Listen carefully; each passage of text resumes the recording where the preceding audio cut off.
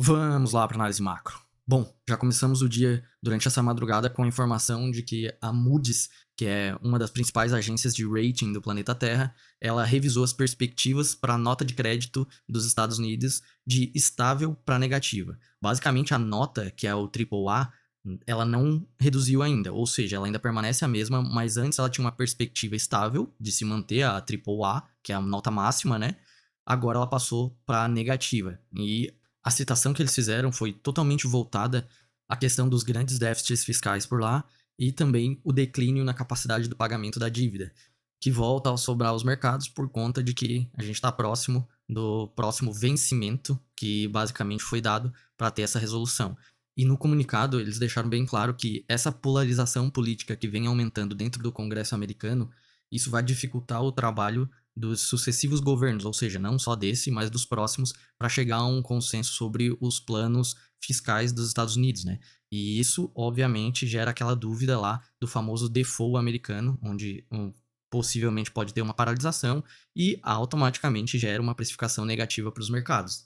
Óbvio que a gente teve também uma informação de que o presidente da Câmara lá dos Estados Unidos, o Mike Johnson, ele acabou de apresentar uma proposta para evitar a paralisação que está programada se eles não chegarem em um consenso. E agora, óbvio, né? Vai ter que ser tudo analisado por lá e com certeza vai ter reflexo nos mercados quanto mais próximo vai chegando do vencimento para ter essa decisão ou não, né?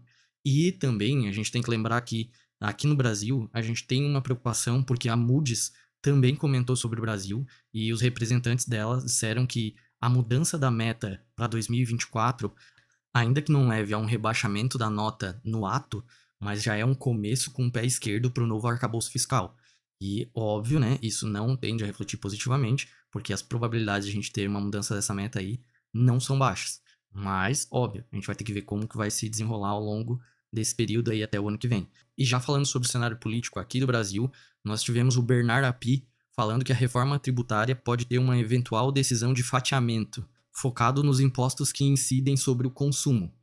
Basicamente, o fatiamento, o que é? Eles pegam uma parte da proposta da reforma e votam só aquela parte. Só que no caso de uma reforma tributária, isso já é comprovado, vários especialistas na parte política afirmam que é bem complicado por conta de que uma parte afeta na outra.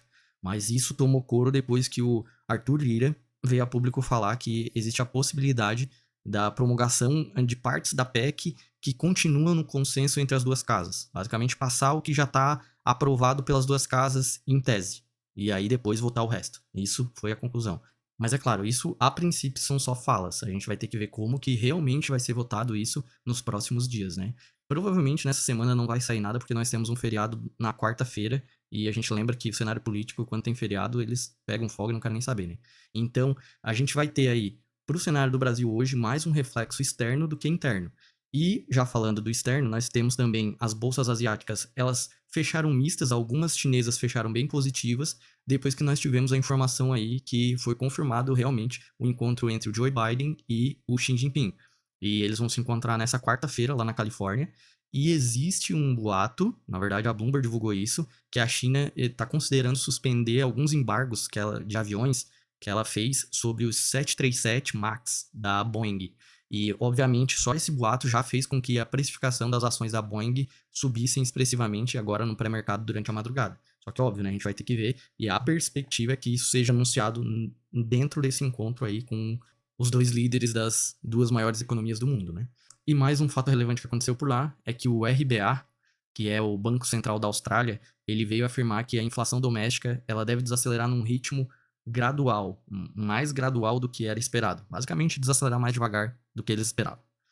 E na Europa, nós temos aí as bolsas agora durante a madrugada bem positivas ali, a maioria delas, só que nada de muito expressivo vindo de lá, né? Só perspectivas boas aí durante a semana. E a gente vai ter que ver como que isso tudo vai refletir aqui pra gente no Brasil. A princípio, nós não temos um cenário tão positivo. Nós temos mais um cenário para uma abertura em queda na nossa bolsa e alta para o nosso dólar. Só que ao longo do dia a gente vai ter que ver as novas informações.